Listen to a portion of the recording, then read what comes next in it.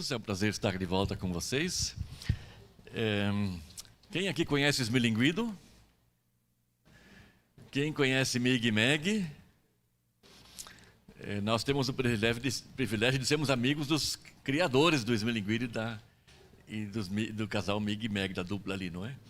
Nossos amigos de mais de 4 décadas atrás, do tempo da juventude. Fomos visitá-los essa semana, moro aqui embaixo, perto em Toledo. Passamos aí uns dias com eles. Somos padrinhos de casamento deles, então foi um tempo de refazer as amizades aí. E a Márcia falou assim que, quando ela faz uma dedicatória num livro, ela sempre põe João 14. E eu sabia que ia pregar domingo, pensei, opa, tá aí uma boa dica, vou pesquisar esse capítulo de João. Então, saiu bastante coisa boa daí. João capítulo 14, quem quiser pode abrir. Evangelho de João, texto que eu nunca preguei antes, mas gostei. Vou trabalhar mais um pouco nele. Um trecho de 5 capítulos, de João 13 até o 17, que o evangelista João colocou juntos aqui. Em volta daquela mesa da última ceia, os 12 apóstolos. Aqui o Judas já saiu, então só são 11. E Jesus aproveita para passar os últimos ensinos para eles. É possível até que ele fez isso em outras ocasiões, mas o evangelista João pôs tudo junto aqui, para ficar bem condensado. E capítulo 14 se destaca aqui no meio. Versículo 6 é o que a gente mais conhece, não é? Jesus disse, eu sou o caminho, a verdade e a vida. Ninguém vem ao Pai a não ser por mim. Então, eu pus como título para essa mensagem, a jornada. Estamos falando de um caminho que tem começo e tem fim. E, de fato, a lembrança de um judeu que ouve esse texto, ouve essa frase, a lembrança é da saída do Egito, do Êxodo, lá no Deuteronômio, Gênesis, Êxodo, Deuteronômio, que é o resumo, eles saindo do Egito e caminhando 40 anos pelo deserto, em direção à terra prometida. Então, esse é o nosso contexto aqui. Jesus já lavou os pés dos discípulos, Judas já saiu. Depois disso vem o Getsemane e a prisão dele. E nesse texto, nesse tempo de 5 capítulos, ele fala da jornada, da caminhada. Lembram do deserto, lembram da dificuldade de água, lembram da dificuldade de comida, daí Deus deu o maná, depois deu a água que sai da rocha. Então, nossa jornada aqui na terra também encontra dificuldades, encontra carências, encontra medo do desconhecido, onde é que esse negócio vai dar, e até inimigos. Eles tiveram que combater com vários povos pelo caminho, e aqui também fala de Satanás lá no fim do capítulo. Então, diante dessa dificuldade, desse medo, Jesus começa assim, não se perturbe o coração de vocês, não tenham medo, não fiquem aflitos, creiam em Deus, creiam também em mim. Numa jornada, numa caminhada, a gente precisa de 2 pernas. Quem não tem as 2 pernas, precisa pelo menos 2 muletas, não é? Então eu pensei, quais palavras se destacam mais nesse texto? E fiz uma estatística. A palavra que mais se destaca inicialmente é o verbo crer, aparece 6 vezes. Então essa é uma das pernas.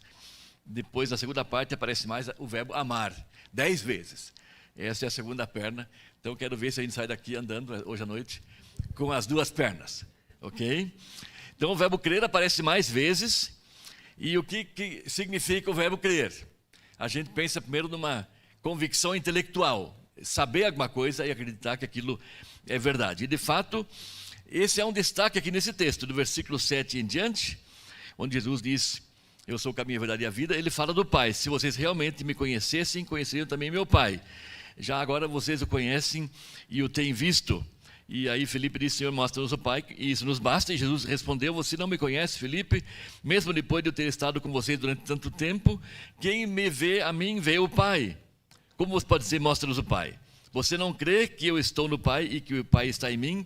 As palavras que eu lhe digo não são apenas minhas, pelo contrário, o Pai que vive em mim está realizando a sua obra. Creiam em mim quando eu digo que estou no Pai e que o Pai está em mim. Ou pelo menos creiam por causa das mesmas obras. Depois continua, mas a primeira verdade intelectual que a gente crê, que aparece aqui, é a Trindade. A palavra Trindade não está na Bíblia, não está no texto, mas a ideia está bem clara, porque logo em seguida ele fala, versículo 16, do outro conselheiro, do consolador, do auxiliador que ele vai enviar, que vai estar conosco para sempre, que é o Espírito da verdade.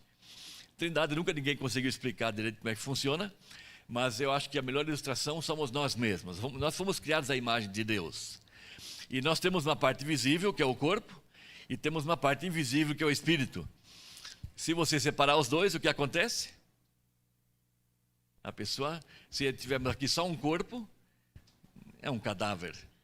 Se tiver só o Espírito, é um fantasma. Então, nenhum dos dois é suficiente sozinho. Os dois juntos são diferentes de cada um isolado. É uma terceira entidade, vou dizer assim, corpo e espírito juntos, é uma pessoa viva. Então, podemos pensar assim, Jesus é a parte visível de Deus. Deus se fez visível para estar conosco, para poder se comunicar conosco. O Espírito é a parte invisível de Deus. Quando Deus vem morar em nós, Ele vem pela pessoa do Espírito Santo. Então, o Espírito Santo é Deus presente em nós. E assim dá para entender mais ou menos a Trindade. Os três são diferentes, os três juntos são Deus. Deus é três em um. Então, é difícil de entender, mas fácil de crer, porque foi assim que Deus se manifestou. Então, a palavra fé, a palavra crer, que é a primeira perna aqui, começa com uma verdade intelectual. O que nós cremos? Mas em seguida, o verbo crer significa uma ação. Os verbos no hebraico nunca são abstratos, sempre são verbos de ação. E qual é a ação aqui? A ação é confiar-se, entregar-se. Uma vez que eu entendo quem Deus é, uma vez que eu entendo quem Jesus é, e uma vez que eu entendo quem é o Espírito, a minha reação, vou dizer assim, automática é crer nele, entregar-se a ele, confiar-se a ele, ou confiar nele. Outra coisa que nós cremos, quando Jesus diz que ele é o caminho, a gente, para as crianças, mostra um desenho de um abismo, não é? Não fiz essa vez não pus nenhum desenho aqui, mas pode imaginar o abismo. A cruz forma a ponte que une os dois lados do abismo, não é? Então, este é o caminho. Sem ele não há como chegar até Deus. Só através de Jesus e especificamente do que ele fez por nós na cruz, dando a sua vida para que nós pudéssemos ter vida, entregando-se em nosso lugar, pagando o castigo pelo nosso pecado, para que nós pudéssemos estar vivos na presença do Pai. Então, são verdades intelectuais, conhecimentos, informações que nos levam a uma decisão. Eu vou entregar a minha vida a Cristo. Foi assim comigo quase 48 anos atrás, num pé de fogueira, num encontro de jovens, não é? O pastor já assim, era Páscoa, daqui a pouco vou fazer aniversário de nascimento espiritual, não é? O pastor na sexta-feira já começou com Mateus 26, no sábado com Mateus 27, e aquilo Deus foi mexendo comigo. Eu sabia aquilo tudo desde a minha infância. Minha primeira Bíblia eu ganhei com 8 anos de idade da minha avó, mas quando mexeu comigo à noite, eu encostei nele no pé da fogueira e disse: me explica esse negócio direito aí. Então ele explicou. A minha reação foi: eu quero servir a Cristo. Essa é a resposta automática ao que Jesus faz por nós. Uma palavra que pode talvez causar um pouco de confusão, a palavra verdade. Eu sou a verdade. Até Pilatos perguntou: o que é verdade? Esses dias aí conversei com um jovem e ele me disse assim: eu descobri que eu sou um relativista. E eu pensei: bom, se você quer vir com filosofia para o meu lado, não entendo muito filosofia, mas eu sei que a posição filosófica mais apropriada para o cristão é realismo crítico. O que significa isso? Eu creio em coisas reais e avalio com olhar crítico, fazer uma avaliação bem feita, não engulo qualquer coisa. Então, realismo, creio em coisas reais, mas com olhar crítico. Aí eu perguntei para ele: você disse que você é relativista. O que muita gente pensa hoje em dia, tudo é relativo. Mas você crê que Deus existe? Ele disse: sim. Então você não é mais relativista, você crê numa coisa real. E você crê que esse Deus é ativo neste mundo? Ele disse: também creio. Então você não é relativista, você é realista. Realismo crítico é a posição correta do crente. Então, verdade é algo que é real, algo que não é relativo, algo que existe. E com isso tem a ver o que é correto, o que é conforme o padrão de Deus. Porque padrões há muitos, mas nós queremos que Deus estabeleceu um padrão e nós queremos andar nesse caminho, nesse padrão. aqui vem o verbo conhecer. Se vocês realmente me conhecessem, conheceriam também meu Pai. Qual é a diferença entre conhecer e saber o caminho?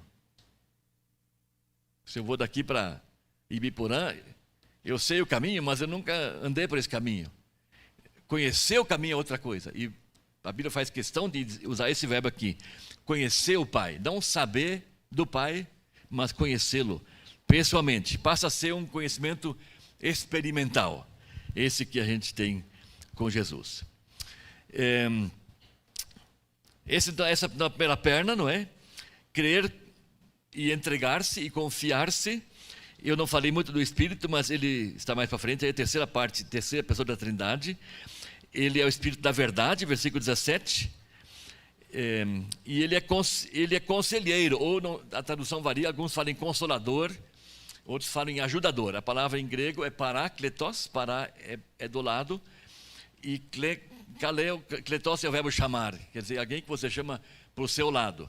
É um termo usado por um advogado. Se você precisa de ajuda jurídica, você chama um advogado. E lá em 1 João 2,1, Jesus é nosso advogado, então a palavra não é desconhecida na Bíblia. Mas a ideia aqui é mais, se você precisa de um encorajamento, de um consolo, de um abraço, não é? De um ombro para chorar, Deus está aí para isso também. Ele quer nos ajudar. Ele, no versículo seguinte, ele diz, ele não nos quer deixar órfãos. Não vou vos deixar, versículo 18, não é? Não os deixarei órfãos. Nós não estamos sozinhos. Jesus anda conosco. E eu lembro de uma ilustração de um pai que foi escalar uma montanha e o filho do lado, e o filho dizia, não pai, deixa que eu vou sozinho, e foi correndo na frente. Mas o pai dizia, não, deixa que eu pegue a tua mão. Não, vou sozinho. Aí foi correndo e tal, mas foi cansando. Aí mais para frente, o menino pegou na mão do pai, e o pai já não falou mais nada, mas ele já sabia que mais para frente, ele é que tinha que segurar a mão do filho e ajudar o filho a caminhar. Isso é o que Deus faz conosco. A gente tem muitas vezes vontade de sair correndo na frente, ou então a gente pega na mão dele, mas ele sabe que quando a gente cansa, ele é que tem que pegar na nossa mão e nos puxar. E aí o que ele faz? Ele nos ajuda, não nos deixa órfãos, nunca estamos sozinhos. Naquela noite, no pé da fogueira em que eu entreguei minha vida a Cristo, o pastor que estava ali me deu um abraço e disse, eu sou testemunha, se um dia você tiver dúvidas, lembra que tem uma testemunha. Fez muito bem para mim, não é? Porque as dúvidas vêm e a gente sabe que é bom ter uma testemunha. Ainda no versículo 26, fala mais do Espírito Santo, para completar a trindade aqui. O conselheiro, o Espírito Santo, que o Pai enviará em meu nome, lhes ensinará todas as coisas e lhes fará lembrar tudo o que eu lhes disse. Então aqui estão duas funções do Espírito Santo. Uma é nos fazer lembrar, e nós estamos ficando mais idosos, e outras pessoas acompanhando a gente. A mãe da Ursa fez 97 anos semana passada, e é impressionante como lembra coisas importantes. E eu lembrei desse versículo, não é? O Espírito Santo nos faz lembrar, mesmo que outras coisas a gente já vai esquecendo, mas o que é importante, ele nos faz lembrar. E nos ensina as coisas que nós precisamos saber. E aqui está a palavra de sabedoria. Muitas vezes, diante de uma decisão, não sabemos como agir. E você pode pedir, Senhor, o que eu faço? Me ajuda aqui. Ele está pronto para nos ajudar. Pode vir a pergunta aí, para quem a gente ora? A gente ora para o Deus Pai, ou para Jesus, ou para o Espírito Santo? Não sei qual é o seu hábito, não é? A gente vai formando hábitos. E é importante lembrar que falar Senhor, Senhor, nem sempre é a resposta certa, né? Lá em Mateus, Jesus no Sermão do Monte diz, muitos que me chamam de Senhor, Senhor, na verdade não vão chegar lá. E é importante ver também que Jesus sempre passa a bola para frente. Ele está sempre glorificando o Pai. O Espírito Santo também glorificando o Pai. Então, se for para escolher entre os três, pense em Deus como nosso Pai, não é? Eu gosto de pensar em Deus como aquele pai, você criança de 8, 9, 10 anos, ralou o joelho, está machucado, ele está no escritório sentado na cadeira dele, ele não vai nunca mandar você embora. Não, vem cá filhinho, dá um abraço em você, senta no meu colo. Deus é assim conosco, Ele está sempre pronto para nos abraçar e para nos pegar no seu colo. Então essa é a primeira perna, crer que Deus existe, crer que Ele é trindade, triuno, crer que Jesus morreu por nós, pagou por nossos pecados. Isso nos permite chegar até o Pai, isso abre o caminho para chegar até o Pai. Ele diz que preparou um lugar para a gente. Eu gosto desse versículo, quando penso nos que já faleceram, não é? Nosso filho mais novo faleceu, meus pais já faleceram, um irmão meu já faleceu, e a gente fala assim, a casa estava pronta. Jesus disse que foi preparar uma casa nova, agora a casa ficou pronta, já pode vir, o endereço mudou, já não é o CEP 86 mil e alguma coisa, é outro endereço, a mansão celestial ficou pronta. Então isso está no versículo 2. Na casa de Deus há muitos aposentos, e ele foi preparar um lugar para cada um de nós. E a nossa jornada é o caminho daqui até lá. E a jornada é Jesus, Ele é o caminho. É em Cristo que nós vamos chegando lá. Então, versículo 10, 11, falando das obras. Como é que a gente sabe que Deus é verdadeiro? Pelas obras que Ele faz. Versículo 10, não é? O Pai que vive em mim está realizando a sua obra. Creio em mim quando digo que estou no Pai e que o Pai está em mim, ou pelo menos creio por causa das mesmas obras. E eu digo que aquele que crê em mim fará também as obras que tenho realizado e fará coisas maiores ainda. Alguns ficam assim muito inflados quando leem esse versículo, vou fazer coisas maiores que Jesus. Mas tem que ler o texto adiante, porque versículo 13 ele diz que Ele é que faz o que nós pedimos, para que Deus seja glorificado. Então nunca é a gente que faz, é sempre Ele que faz. Anos atrás eu fiz um curso com um senhor chamado John Haggai, o Instituto Haggai, alguns talvez tenham ouvido falar. Ele faleceu ano passado, e aí publicaram várias frases importantes que ele falou, e uma que ele disse foi esta: tente coisas para Deus, que se não for Ele não vai dar certo. Tente coisas tão grandes para Deus, que se não for Ele, não vai dar certo. Pode ser uma coisa pequena, assim, aparentemente, como a conversão de um ente querido, de um filho, de um pai, de um irmão, uma pessoa querida que não, marido, esposa que não é crente. Pode ser uma pessoa só que você pense, mas é grande demais para a gente. Não há capacidade em nós para transformar vidas. Não há capacidade em nós para produzir o fruto da vida eterna. Só Deus pode fazer isto. Então, mesmo coisas que parecem maiores, não somos nós que fazemos. Ele é que faz. Eu farei o que vocês pedirem em meu nome, para que o Pai seja glorificado no Filho. E, na verdade, o que a gente pede, as orações da gente, são coisas que Ele põe em nosso coração. São sonhos que Ele planta em nosso coração. Orações que Ele nos faz orar. E se é Ele que produz em nosso coração a oração, se Ele gera a oração, Ele vai atender, Ele vai cumprir. Então preste atenção no que você ora, que pedidos Deus tem colocado diante de você e insista, persista naquela oração, porque Ele quer atender a essas orações. Muito bem, essa é a primeira perna. A segunda perna é o verbo amar, que eu já mencionei várias vezes. Na primeira perna o verbo é imperativo, creio em mim. Na segunda perna não tem imperativo, não é tem que amar. O amar é uma reação, é uma resposta ao que Deus fez. Por que a gente ama? Eu lembrei de uma história em Lucas capítulo 7, versículos 36 até 50, quem quiser pode abrir lá, mas vocês devem saber mais ou menos de cor já. Um fariseu que convidou Jesus para jantar, vem jantar na minha casa. E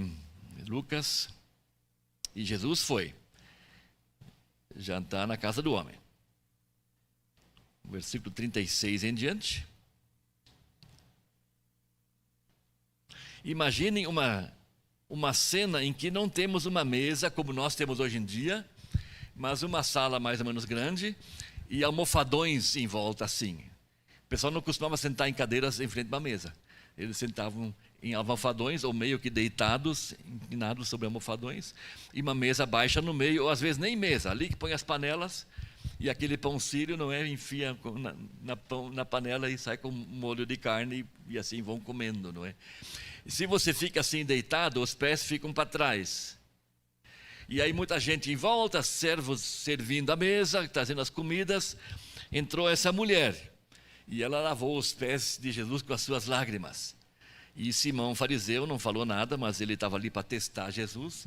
Ele pensou, se esse homem soubesse que vida essa mulher leva, ele não deixaria ela tocar nele. Aí Jesus, como quem não sabe de nada, né? perguntou assim: Simão, homens, versículo 41, não é? 2 homens tinham uma dívida com um homem que costumava emprestar dinheiro, um agiota.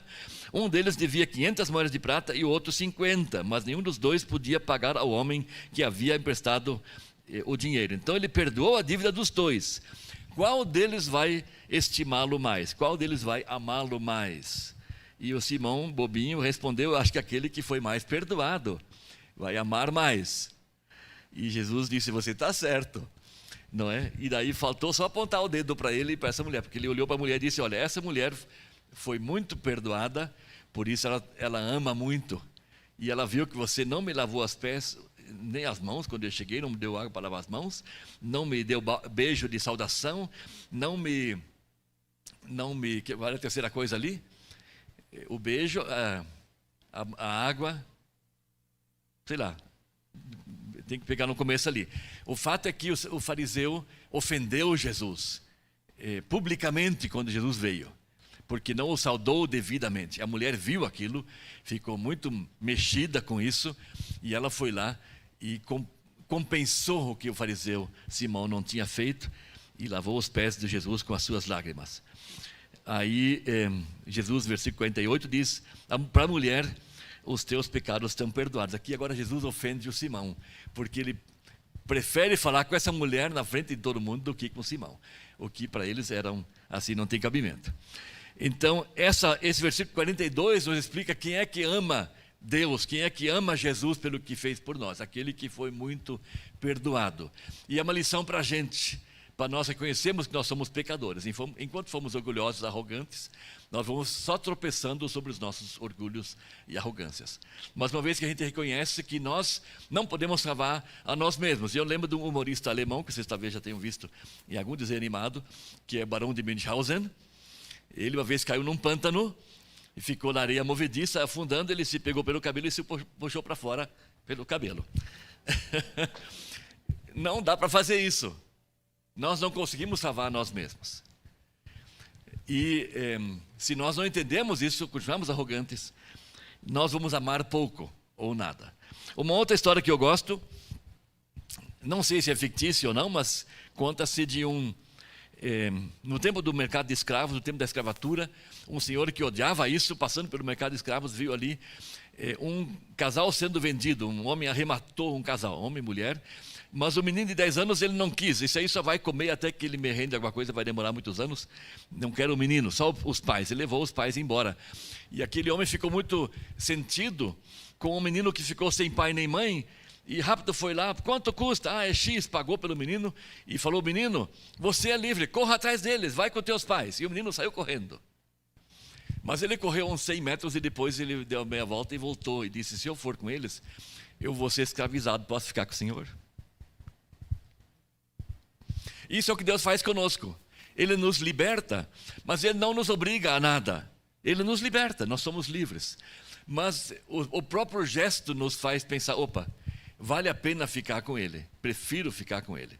Então essa é a ideia aqui, de que o que afinal é amar, não é? Amar é o prazer de estar junto, é gostar de estar junto com a outra pessoa. Eu quero ficar com você. Um dos nossos filhos, 2 filhos não querem casar. Eles dizem: não, esse negócio, o pessoal fica junto aí porque é obrigado e tal. Eu digo: não, nós somos casados há 44 anos e ninguém nos obriga. A gente está junto porque a gente se gosta. Então, amar é isso. A gente quer ficar junto porque a gente gosta daquela outra pessoa, não é obrigação. Eu lembro de uma frase de Watchman Nee, que é um chinês, pregador chinês famoso, na minha geração, pelo menos mais para trás aí. Ele uma vez disse assim: quando eu convidei a minha esposa para casar comigo, eu não falei assim para ela: eu preciso de alguém que lava minha roupa, cozinha para mim, limpa minha casa. Você não quer casar comigo? A gente não casa para trabalhar um para o outro. A gente casa porque a gente se ama. Depois a gente faz um monte de coisa, não é? Eu levanto de manhã cedo, faço café, arrumo a cama, etc. A gente faz um monte de coisa porque a gente se ama, mas a gente não casa porque a gente não casa para trabalhar uns para os outros. Aqui também ele fala várias vezes que, versículo 23, não é? Se alguém me ama, guardará a minha palavra. E também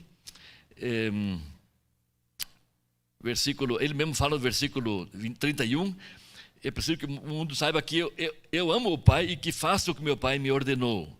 Então, várias vezes aparece aqui a palavra obedecer. Faz parte. Se a gente ama a Deus, a gente vai fazer aquilo que agrada a Ele. A gente não vai fazer coisas que entristecem o Espírito Santo. A gente vai fazer aquilo que está na palavra aqui, não é? Não estou com a Bíblia aqui, mas está aqui a Bíblia, não é? Está na palavra. A palavra aparece várias vezes aqui no texto, e no grego são duas palavras para a palavra. Uma é logos, que é a ideia da doutrina, do ensinamento, da base teológica. E a palavra rema são palavras específicas para mim hoje. Qual é a palavra de Deus para mim hoje? É rema. As duas palavras estão aqui para a gente obedecer e servir ao Senhor. Então, esta é a segunda perna, amar o Senhor. Não é uma obrigação, não é um mandamento, é uma consequência de encontrar com o Senhor. Se na primeira perna você creu e se entregou a Ele, você vai entender que Ele pagou pelos teus pecados, perdoou os teus pecados, e esse perdão imenso nos faz amá-lo, porque nós somos agora livres, nós somos aliviados do peso que havia sobre nós, e nosso coração se enche de alegria. E aí a caminhada continua, vai demorar mais um pouco até a gente chegar naquele lugar, e ninguém tem pressa, não é? Para chegarmos lá, mas pelo menos o lugar está preparado, está garantido. Quando estiver pronto, Ele vai nos chamar.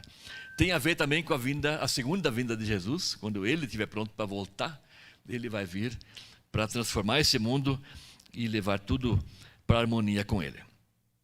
Não vos deixo-nos a paz, versículo 27, a minha paz lhes dou. Não a dou como o mundo a dá.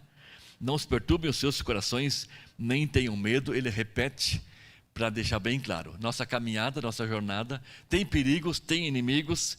Versículo 30 fala do príncipe deste mundo, que aqui o Getsemane está perto, daqui a pouco ele vai ser preso e vai ser levado para a crucificação. Temos inimigos, temos perigos, temos dificuldades, mas não é para ter medo, porque Ele nos deixa a sua paz. Em hebraico, paz é shalom, aquela ideia de ter o suficiente, de ter tudo que a gente precisa para uma vida de descanso interior nos braços do Senhor. Então isso é o que Ele nos promete aqui no fim.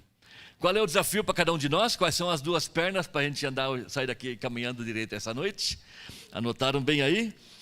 Façam cada um faça aí o seu check-up de saúde e veja se você confia em Deus completamente. Veja se você se confiou a Ele completamente, se você crê nele completamente. A outra perna, faça o check-up e veja se você ama Ele de volta, não é? 1 João 4,19, nós amamos porque Ele nos amou primeiro. Veja se você tem alguma área em que você não obedece, faça um check-up geral aí. E daí eu digo, vá na força do seu poder, nós não estamos sozinhos. Podemos andar com Ele porque Ele nos segura pela mão, Ele nos puxa. Nós estamos em Cristo, nós não estamos sozinhos. Então vá na força do seu poder, que o Senhor nos abençoe. Vamos orar? Pai Celestial, queremos agradecer pela vinda de Jesus, que enviaste Jesus a este mundo para nos mostrar o caminho de volta para o Pai. Nós que estamos brigados, separados, afastados de Deus, longe da Tua glória, podemos agora voltar, trilhar este caminho, fazer esta jornada. Nós te agradecemos porque não estamos sozinhos, Tu andas conosco, Teu Espírito habita em nosso coração, nos dá sabedoria, nos dá conselho, nos dá carinho, nos dá consolo quando precisamos, nos dá ajuda, e nós queremos andar nessa força que Ele nos dá. Pedimos Tua graça sobre nós para essa noite, o Teu poder nos abrindo caminhos, ajudando, e o Teu amor nos sustentando interiormente. Pedimos e agradecemos em nome de Jesus. Amém.